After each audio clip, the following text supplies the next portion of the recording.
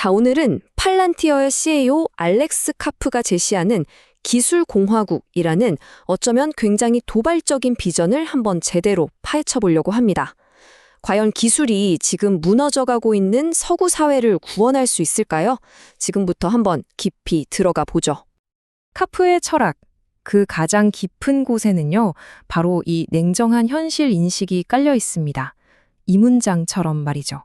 서구의 지배라는 게 어떤 고상한 이념 덕분이 아니라 아주 잘 조직된 힘, 즉 폭력의 우월성에서 비롯됐다는 생각. 모든 이야기는 바로 여기서부터 시작됩니다. 이런 비전을 제시한 사람이 그냥 평범한 기술 기업가가 아니라는 점이 중요해요. 사회 이론으로 박사학위까지 받은 철학자 CEO, 바로 알렉스 카프입니다. 그는 지금 서구 문명이 거의 붕괴 직전에 와 있고 이걸 극복하려면 아예 판을 새로 짜는 수준의 완전히 새로운 설계가 필요하다고 아주 강력하게 경고하고 있습니다. 자, 그럼 카프가 진단하는 문제의 핵심, 그게 대체 뭘까요? 그는 서구 사회를 단단하게 지탱하고 있던 세 개의 핵심 기둥이 그냥 금이 간 정도가 아니라 아예 동시에 와르르 무너져 내리고 있다고 진단합니다. 카프의 주장은 이렇습니다. 이 세 가지 실패가 서로 복잡하게 얽혀서 서구의 위기를 더 빠르게 몰고 오고 있다는 거죠. 자, 첫 번째 실패의 현장, 실리콘밸리부터 한번 가볼까요? 첫 번째는 바로 실리콘밸리의 실패입니다. 예전에 아폴로 계획처럼 국가적인 사명을 이끌던 그 혁신의 심장이었잖아요. 근데 지금은 고작 사소한 소비자 앱이나 만드는 데에만 몰두하면서 그 위대했던 야망을 완전히 잃어버렸다. 이렇게 아주 날카롭게 지적하는 겁니다.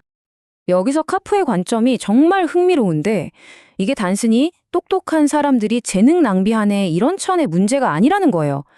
그는 이런 기술적인 야망의 상실이 곧바로 국가 안보의 위협으로 이어진다고 보고 있습니다. 자, 두 번째는 학계입니다. 그는 특히 대학이 문제라고 봐요. 비판 이론이나 다문화주의 같은 것들을 퍼뜨리면서 서구 문명이 가진 자신감을 스스로 깎아내리는 일종의 패배주의 철학을 생산하고 퍼뜨리는 진원지가 되어버렸다고 아주 강하게 비판합니다. 그러니까 오늘날 우리가 흔히 말하는 이 워크 문화를 카프는 거의 능력주의를 부정하는 이교도 종교처럼 봐요. 이게 바로 학계에서 시작된 패배주의가 가장 극단적으로 나타난 형태라는 거죠. 결국엔 애국심이라던가 우리가 함께 공유하는 가치 같은 것들을 전부 파괴하게 된다고요. 그리고 마지막 세 번째, 바로 정치 시스템의 실패입니다. 카프는 지금 정치권이 펜타닐 사태처럼 수많은 사람들의 목숨을 앗아가는 이런 치명적인 현실은 그냥 외면해버릴 정도로 심각한 기능 부전에 빠졌다고 신랄하게 비판하죠. 근데 카프는 이걸 그냥 정치인들이 무능해서 그래 라고 보지 않아요. 그게 핵심입니다. 문제의 본질은 정치 엘리트 계층에 아주 뿌리 깊게 박혀있는 계급적인 편견과 무관심이라는 거죠. 희생자들이 노동계급이기 때문에 외면당하고 있다는 그의 주장은 정말 날카롭습니다. 자, 이렇게 세 개의 기둥이 무너지면서 결국 우리 시대의 가장 핵심적인 갈등으로 이어지게 됩니다. 바로 두 엘리트 집단 간의 전쟁이죠. 카프는 우리의 미래를 둘러싼 이 권력 투쟁을 이렇게 정의합니다. 바로 이 표를 보시면 두 집단의 차이가 한눈에 들어오죠. 한쪽은 사회의 규칙을 해석하고 만드는 해석 엘리트, 그리고 다른 한쪽은 실제로 시스템을 만들고 움직이는 실행 엘리트입니다. 먼저 해석 엘리트를 볼까요? 이 사람들은 학자, 언론인, 법률가처럼 말이나 글, 법규를 만들어서 권력을 행사해온 그런 계층이죠. 카프의 분석에 따르면 이들이 AI 규제를 그렇게 외치는 진짜 이유는 뭐냐? 바로 자신들의 역할이 AI 때문에 사라질 수 있다는 일종의 계급적인 공포 때문이라는 겁니다. 반면에 엔지니어, 군인, 현장 전문가 같은 실행 엘리트를 보세요. 이 사람들한테 AI는 완전히 다른 이야기입니다. 위협이 아니에요. 오히려 자신의 능력을 몇 배, 몇십 배로 증폭시켜주고 생존을 보장하는 아주 필수적인 도구인 거죠. 이들에게 중요한 건 오직 효율성과 경쟁 우위입니다. 자, 그럼 진단은 나왔습니다. 총체적인 실패, 그리고 엘리트 간의 전쟁. 여기에 대한 카프의 해법은 뭘까요? 바로 그가 기술공화국이라고 부르는 완전히 새로운 사회 운영 시스템입니다. 근데 그의 해법을 제대로 이해하려면 먼저 그가 문제라고 정의하는 자곤이라는 개념을 알아야 해요. 이게 그냥 어려운 전문 용어 이런 뜻이 아닙니다. 조직 내의 소통이 현실과 동떨어져서 모호해지고 결국 시스템 전체가 망가져버리는 구조적인 결함을 뜻하는 거죠.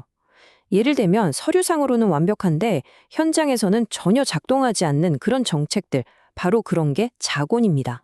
이렇게 혼란스러운 자곤을 해결하기 위한 카프의 기술적인 처방전, 그게 바로 온톨로지입니다.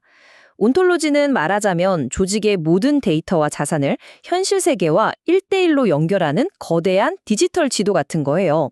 이 지도는 복잡한 현실에 명확한 논리와 규칙을 부여해서 더 이상 감이나 추측이 아니라 데이터에 기반한 합리적인 결정을 내리게 만들어줍니다. 그리고 이게 AI를 통제하면 아주 핵심적인 장치가 되는 겁니다. 온톨로지가 AI가 함부로 날뛰지 못하게 떡 잡아주는 가드레일 역할을 하는 거죠. 이 가드레일 안에서 강력한 AI는 비로소 실행 엘리트를 위한 안전하고 가치 있는 도구로 재탄생한다. 이게 카프의 생각입니다. 자, 이런 비전은 그냥 책상 위에서 끝나는 이야기가 아닙니다. 아주 강력하고 어떻게 보면 거침없는 지정학적 전략으로 곧장 이어지죠. 바로 하드파워의 이야기입니다. 카프의 주장은 정말 명확하고 단호합니다. 기술 기업이 자기 나라의 군대와 국방을 돕는 거, 이건 뭐 해도 되고 안 해도 되는 선택의 문제가 아니라 도덕적인 의무라는 겁니다. 특히 지금처럼 권위주의 국가들과 AI 군비 경쟁이 치열한 상황에서 국가 안보에 등을 돌리는 건 용납할 수 없는 도덕적 실패라고까지 이야기합니다. 바로 이 말이 그의 생각을 아주 잘 보여주는, 어떻게 보면 굉장히 도발적이면서도 역설적인 주장인데요. 더 정밀하고 기술적으로 뛰어난 무기가 오히려 무분별한 파괴를 줄이기 때문에 결과적으로 더 도덕적일 수 있다는 논리죠.